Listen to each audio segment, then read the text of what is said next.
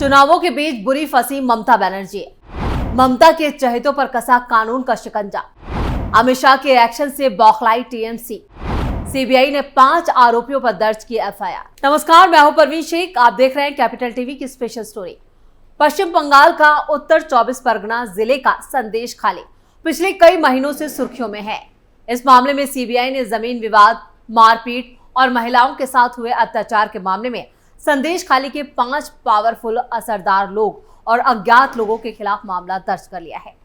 CBI का कहना है कि हाईकोर्ट ने जो आदेश दिया था कि संदेश खाली के लोग अब सीधे सीबीआई को किसी भी मामले में शिकायत कर सकते हैं, जिसके बाद सीबीआई ने अपनी ईमेल आईडी संदेश खाली के लोगों के लिए जारी की थी। हालांकि इसके बाद से ही सीबीआई को कई शिकायतें मिली थी। वहीं सीबीआई ने इन शिकायतों में से अब पहला केस दर्ज कर लिया है। सीबीआई का कहना है कि हमने संदेश खाली में महिलाओं के खिलाफ हुए अत्याचार, जुल्म और जमीन कब्जाने के मामले की जानकारी ली और पीड़ितों के बयान दर्ज किए हैं। दरअसल कलकत्ता हाईकोर्ट ने बीते हफ्ते ही सीबीआई को संदेश खाली मामले की जांच करने का आदेश दिया था। कोर्ट ने सीबीआई को जांच कर अदालत में जांच रिपोर्ट देने को कहा है। टीएमसी नेता शाहजहां शेख और उसके साथियों पर संदेश खाली में लोगों की जमीन हड़पने और महिलाओं का यौन शोषण करने का गंभीर आरोप है। फिलहाल टीएमसी नेता शाहजहां शेख समेत सभी आरोपी जेल में हैं। कलकत्ता हाईकोर्ट ने संदेश खाली के आरोपों पर नाराजगी जाहिर करते हुए कहा था कि संदेश खाली में अगर यौन उत्पीड़न के आरोप में 1% भी यहां पर सच्चाई है या 1% भी सही है तो ये बेहद शर्मनाक स्थिति होगी। इस मामले का संज्ञान लेकर हाईकोर्ट ने पश्चिम बंगाल सरकार को भी फटकार लगाई थी। गौरतलब है कि बीते 5 जनवरी को पश्चिम बंगाल में ईडी की टीम जब राशन घोटाले के मामले में टीएमसी नेता शाहजहां शेख के ठिकानों पर छापेमारी करने गई थी, उसी दौरान ईडी की टीम पर शाहजहां शेख के गुंडों ने हमला कर दिया था, जिसमें कई अधिकारी गंभीर रूप से घायल हो गए थे। कई अधिकारियों का सिर फूट गया था। हालांकि इस घटना के बाद से ही टीएमसी नेता शाहजहां शेख फरार था। उसी दौरान संदेश खाली में महिलाओं के यौन शोषण और महिलाओं के साथ रेप, बलात्कार जैसी घटनाएं भी सामने आई। लोगों की जमीन कब्जाने के मामले का भी खुलासा हुआ था, जिसके बाद पुलिस ने शाहजहां शेख को गिरफ्तार कर लिया था। पश्चिम बंगाल में सीबीआई की एंट्री से सदमे में ममता बनर्जी। अब बच नहीं पाएंगे ममता के गुंडे। सीबीआई के खुलासे से फंस गई ममता दीदी। विपक्षी शासित राज्यों में सीबीआई, ईडी जैसी सेंट्रल जांच एजेंसियों की एंट्री और एक्शन पर हमेशा सवाल उठते रहे हैं। विपक्षी दलों का आरोप है कि केंद्र सरकार के इशारे पर ही सीबीआई और ईडी विपक्षी दलों के नेताओं के खिलाफ कार्रवाई करती है। विपक्ष शासित 10 राज्य ऐसे हैं जहां सीबीआई बिना राज्य सरकार के परमिशन के कोई जांच या धरपकड़ नहीं कर सकती। पश्चिम बंगाल, झारखंड, पंजाब, तेलंगाना, छत्तीसगढ़, केरल, मिजोरम, मेघालय, तमिलनाडु भी केंद्रीय जांच एजेंसियों पर बैन लगाने वाले राज्यों में शामिल हैं। इन राज्यों में सीबीआई किसी शिकायत पर बिना राज्य सरकार की सहमति हासिल किए कोई कार्रवाई नहीं कर सकती। हाँ, इसमें एक छूट जरूर शामिल है। अगर जांच एजेंसी किसी अदालत के आदेश या राज्य सरकार की सिफारिश पर हो रही हो तो इस पर कोई बैन नहीं होगा। हकीकत यह है कि जब भी किसी मामले में केंद्रीय एजेंसियों से जांच की जरूरत महसूस होती है तो लोग हाईकोर्ट की शरण में जाते हैं। कोर्ट अगर इजाजत देता है तो जांच होती है। सीबीआई के एक्शन से नाराज 14 राजनीतिक दल के जो नेता हैं, उन्होंने सुप्रीम कोर्ट का दरवाजा भी खटखटाया था, जिसमें बिहार से आरजेडी के नेता तेजस्वी यादव, झारखंड से पूर्व सीएम हेमंत सोरेन और पश्चिम बंगाल की सीएम ममता बनर्जी भी शामिल थे। सुप्रीम कोर्ट ने साफ कह दिया है कि सेंट्रल एजेंसियों की जांच नहीं रोकी जा सकती। सुप्रीम कोर्ट जाने वालों में ज्यादातर वो दल शामिल थे जिनके नेता या कार्यकर्ता बड़े पैमाने पर भ्रष्टाचार के आरोपों का सामना कर रहे हैं। उनके खिलाफ अदालतों ने सेंट्रल एजेंसियों से जांच की सिफारिश की है। सुप्रीम कोर्ट से निराश होकर ये नेता जांच से बचने की नई नई तरकीबें तलाश रहे हैं। इधर पश्चिम बंगाल में सीबीआई की एंट्री से ममता बनर्जी की चिंता भी बढ़ गई है। आपको बता दें कि 10 अप्रैल को कलकत्ता हाईकोर्ट ने संदेश खाली मामले की जांच सीबीआई से कराने का आदेश दिया था।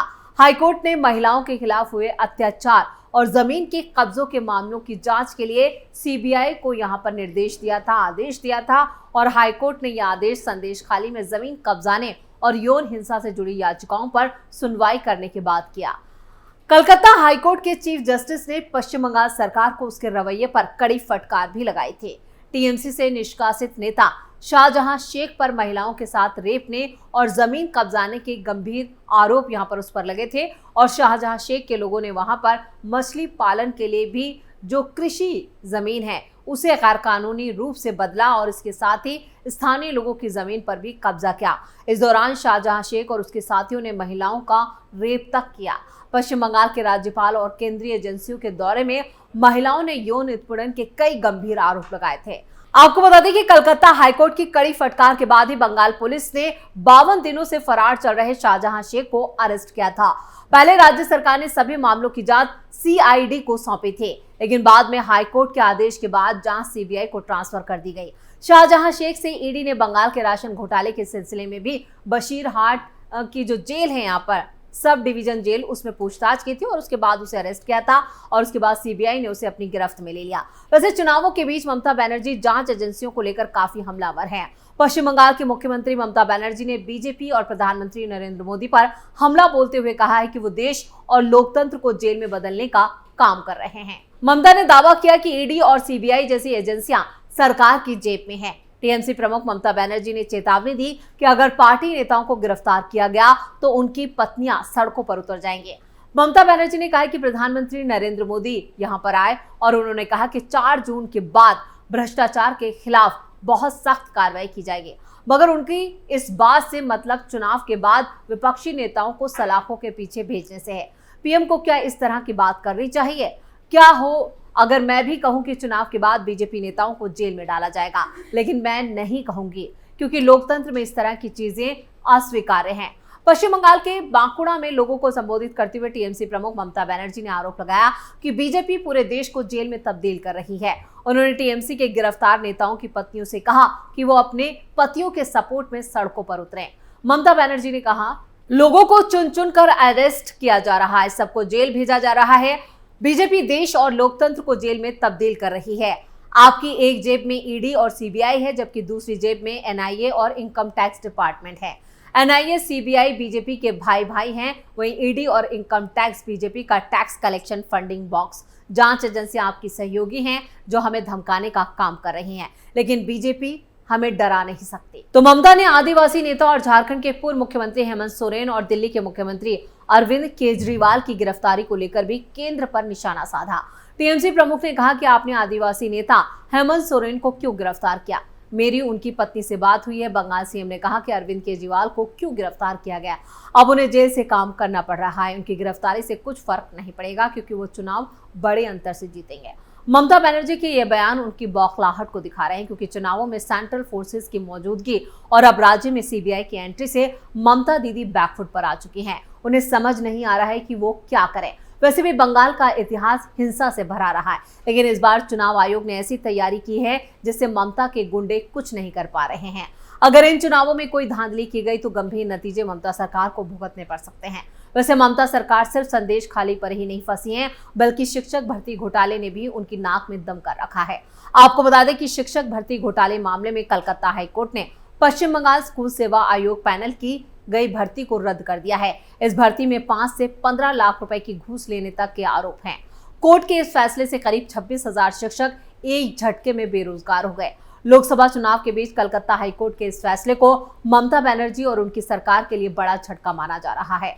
मुख्यमंत्री ममता बनर्जी ने इस फैसले को गैर कानूनी करार देते हुए इसे सुप्रीम कोर्ट में चुनौती दी है। इधर चुनाव प्रचार के दौरान ममता बनर्जी इस मुद्दे को उठा रही हैं।